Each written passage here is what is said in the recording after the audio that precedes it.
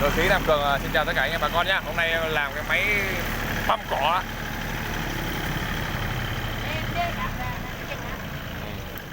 Bố Bi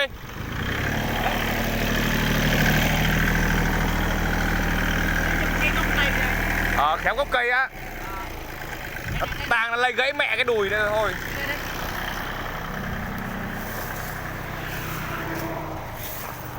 Rồi Bố Bi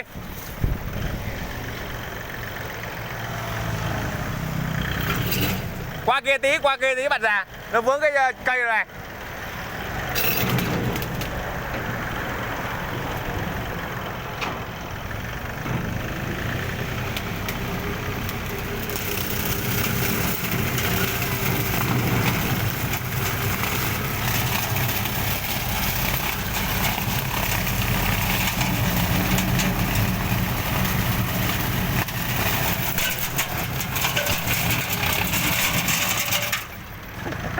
Ơi tới kia bụi ơi, khách kìa, vào quán cà phê, vào quán cà phê bạn già.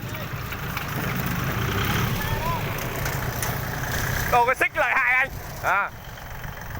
Được á.